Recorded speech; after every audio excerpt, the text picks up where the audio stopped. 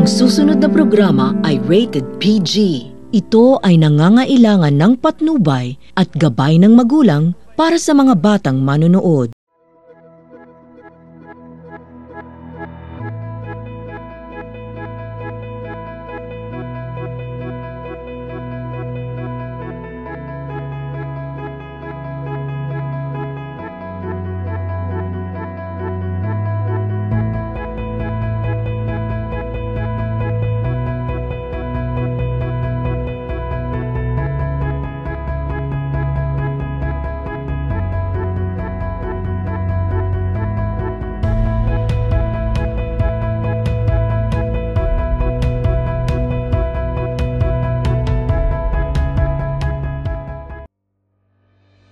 Sa bawat umaga na sumisikat, isang bagong araw ng pagsisikap at pangarap ang hinaharap ng bawat Pilipino. Mula sa kabundukan hanggang sa kabayanan, sa karagatan hanggang sa kalunsuran, matatag, masipag at puno ng pag-asa ang ating mga kababayan. Ngunit sa likod ng bawat ngiti ay may kwento ng pagsubok. At sa bawat pagsubok ay may diwa ng pagkakaisa at katatagan. Ito ang kwento ng tunay na buhay ng Pilipino. Punong-puno ng hamon, ngunit kailanman ay hindi sumusuko. Samahan niyo kami sa isang makabuluhang paglalakbay habang ating tuklasin ang kanilang istorya, kwento, nagpapakita ng tibay ng loob, sipag at pagmamahal sa pamilya. Ito ang My Life Story, ang dokyu ng buhay mo. Mga kwento ng tunay na buhay mula sa puso ng ating bayan.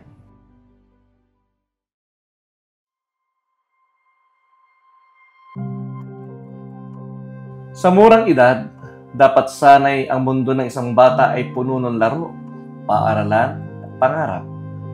Ngunit para sa ilan, ang buhay ay isang maagang hamon, isang labanan kung saan ang diskarte at sipag ang kanilang sandata.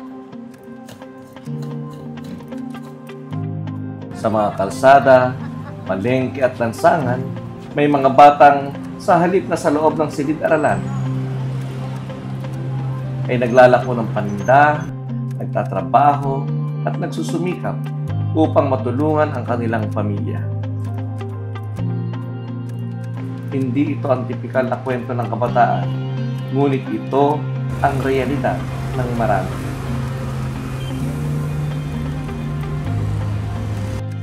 Ngayong araw, samahan niyo kami sa isang makabuluhang paglalakbay, isang sulyap sa buhay ng isang batang masipag at madiskarte, na sa kabila ng kanyang edad ay matapang na hinaharap ang hamon ng buhay. At ito ang kwento ni Uno. Si Uno ang naging sandigan ng kanyang pamilya. Sa kabila ng sariling pangarap at pangangailangan, inuna niya ang kanyang mga pamilya. Para sa kanila, siya ang kuya, siya ang tumatayong ama. I'm Uno Gabriel V. Aurin, 20 years old, the owner of Uy Cafe. And I live in Cambria Bay, Laguna. Broken family kami. 2 years old, wala na akong tatay. Kasi ayun nga, nagkaroon ng ibang pamilya. Pero okay lang, natanggap ko naman sobra. Pero pinalaki kami ni mama ng tama. Yung child namin, wala kaming pang financial. Hirap na hirap po palagi. Tapos, hindi pa namin matanggap si papa, ganito pala, na nasa ibang pamilya na talaga. Tapos, yun nga po, yung financial po, konti yung suporta. Si mama po nagtatrabaho po sa derm care sa mukha po. Therapist po siya. Hindi, ayun, nakakuha po siyang magandang trabaho. Nangungupahan lang po kami dati. Lumaki siya sa isang pamilyang hindi buo. Ang sakit ng paghihiwalay ay iniwan siyang may malaking responsibilidad. Ngunit sa halip na panghinaan ng loob, pinili niyang tumayo. Sa kabila ng lahat, hindi siya nawala ng pag-asa. Alam niyang ang kanyang pagsisikap ay magiging daan sa isang mas magandang bukas. Hindi lang para sa kanya, kundi para sa kanyang pamilya. Ako si Gladys, Aurin. Si Uno, makulit din. Sobrang kulit nan. Tapos, madiskarte din. Kasi nung elementary siya, lagi ko yung inuutosang magtinda ng mga kung ano-ano. Like mga mani, yema, pastillas, mga ganon. Tosino. Yung tatay niya kasi, pumuntang ibang bansa. Then, yun. Doon siya nag-work. Nakakilala doon ng iba. Magsi 7 years kami nung naghiwalay kami. Since nung naghiwalay kami, bali magpi 15 years na kaming hiwalay ngayon, tuloy-tuloy pa rin yung sustento. Si Mrs. Gladys, isang ina, isang gabay, at isang matibay na haligi ng tahanan. Mula nang maghiwalay sila ng kanyang asawa, siya na ang nagtaguyod sa kanyang mga anak, lalo na kay Uno, ang kanyang panganay.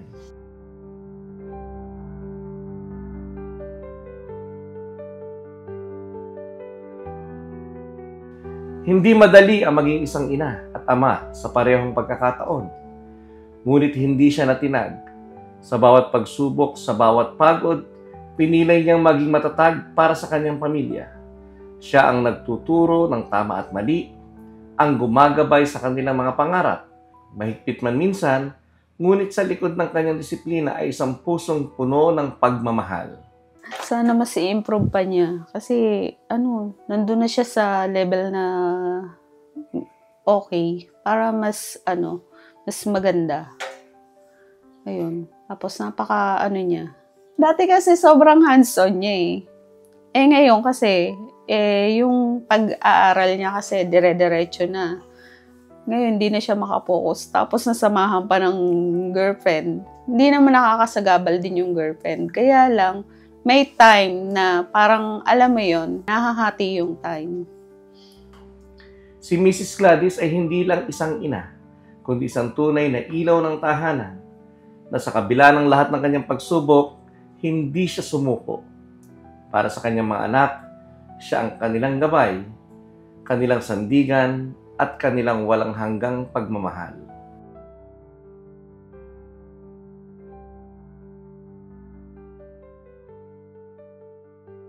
Anong kabataan niya?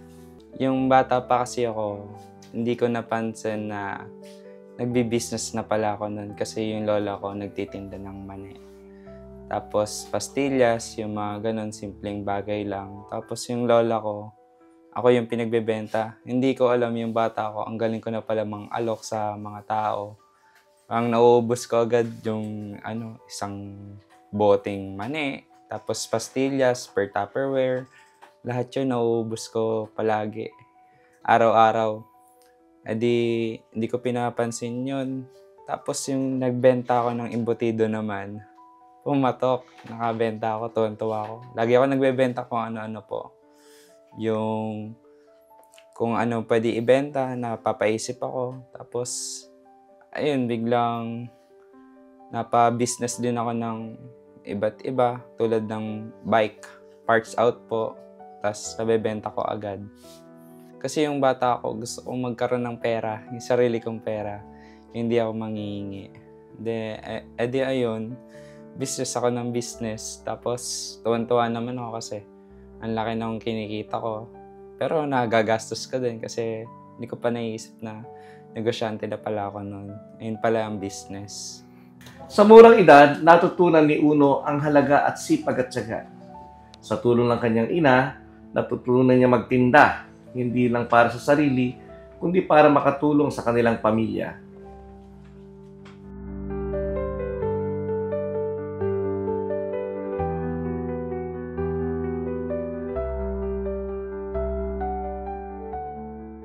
Nag-start kami ng business, hindi po talaga totally start. Kumbaga, nag-work po ako sa isang cafe, pero yung sahod ko is 150, 12 hours po. Then, after 4 months po, napapagod na rin ako, napapaisip ako, ano ba talaga ako, sino ba talaga ako, ba't ba ako nandito? Pero yung 4 months na yon, natuto akong makisama, magtrabaho talaga, tapos paano kitain talaga yung pera. Adi ayun, hindi ko talaga siya work pinapasok lang talaga ako kasi gusto ko naman kahit mura lang yung sahod, okay lang. Basta masaya ako sa ginagawa ko, pero hindi talaga ako mahilig magkape nun. So yung pagkakape kong yun, habang tumatagal pala, napapaisip ako, gusto ko din maging negosyante na ganito, na-inspire ako sa customer ko, kwentuhan ko na ganito pala ang business. Yung wala kang sinusunod na oras, wala kang boss. Yun yung gusto ko. Yung hindi ka magtatrabaho sa kahit anong company balang araw. Nung siya'y 16 na taong gulang, naisipan niya subukan ang isang produkto at ito ang iced coffee. Isang simpleng idea, ngunit sa panahon ng pandemya, ito'y naging patok sa maraming tao. Sa simpleng bote, asukal, gatas at kape, nakabuo si Uno ng isang patok na paninda. Mula sa kanyang sipag at diskarte, unti-unti niyang nakilala ang tamis ng tagumpay kahit sa gitna ng isang krisis.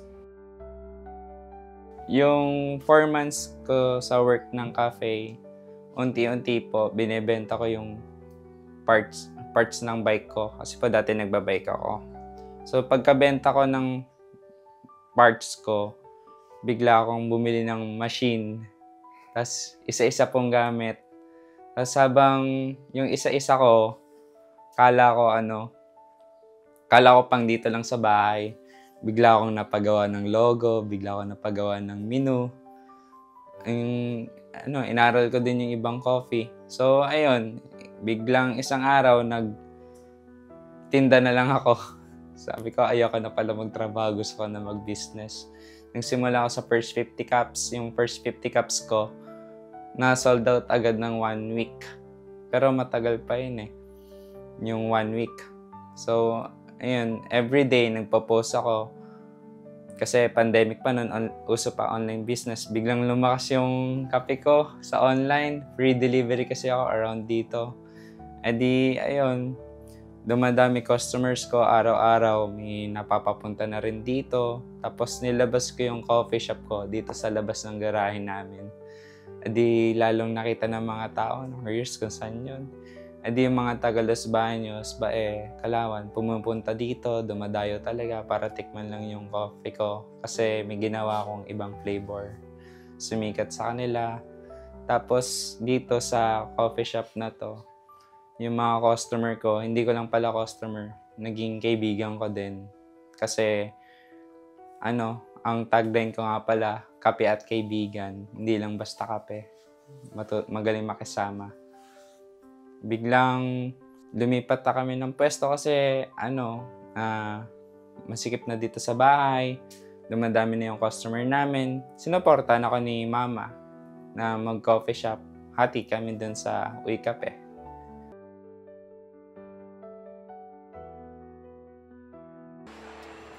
Noong pandemya, maraming negosyo ang nagsara. Maraming pangarap ang naantala. Pero para kay Uno, ito ang tamang pagkakataon upang subukan ng isang idea. Isang maliit na negosyo ng iced coffee. At sa bawat tagumpay ng isang anak, may isang ina na unang naniniwala. Siya ay hindi lang isang ina, kundi ang unang sumuporta sa pangarap ni Uno.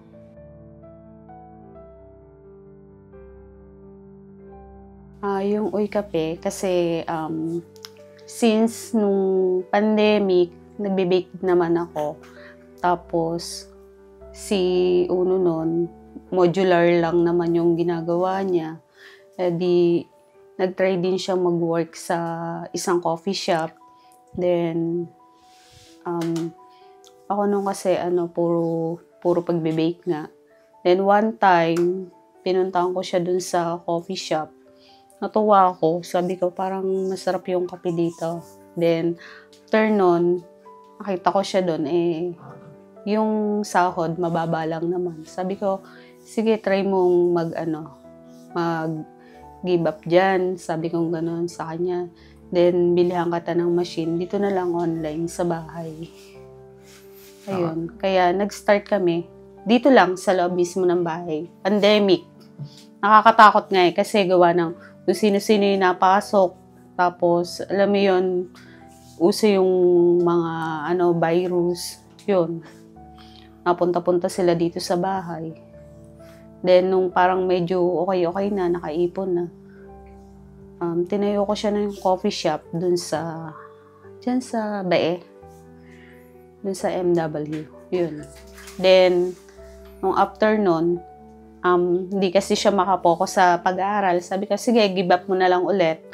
Then, dyan naman sa harap ng bahay. Nung time na parang nakikita ko naman siya na porsigido talaga siya na na mag-earn ng money. Kasi katulong din pa rin niya ako nun. Like, bibili ng mga kung ano-ano na mga ingredients, ganyan. Tapos then yung parang ang lakas nun yung Valentine's. Kami dito, yung parang mga meal. Sinabayan namin ng mga meal. Katulong niya pa rin ako na magluto-luto dito. Tapos gumawa ng mga menu niya. Sabi ko, what if pa kaya kung nasa labas yung business? Baka hindi lang ganun yung kitain.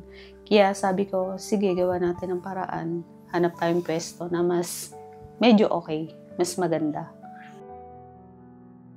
Sa likod ng bawat matagumpay na kwento, may mga taong tahimik na sumusuporta.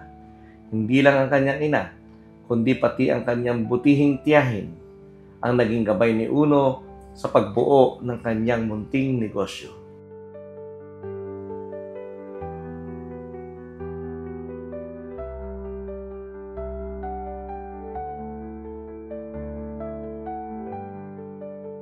Ako po si Ethel Villegas. Bali, pamangkin ko si Uno Gabriel, si Gabs. Siya yung nag-handle din ng Uy Cafe.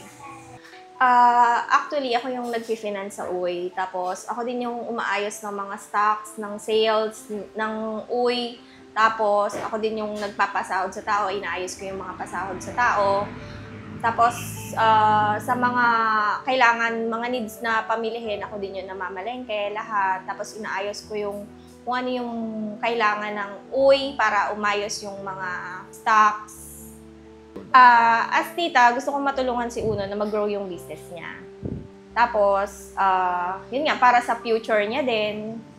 Tapos habang bata pa siya, gusto ko kasi na lumaki yung kaalaman niya sa business. Yun.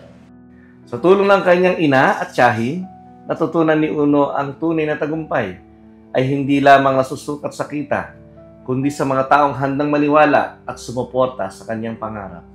Dahil sa buhay, hindi ka kailangang magtagumpay na mag-isa dahil ang pamilya, kailanman ang magiging matibay mong sandigan.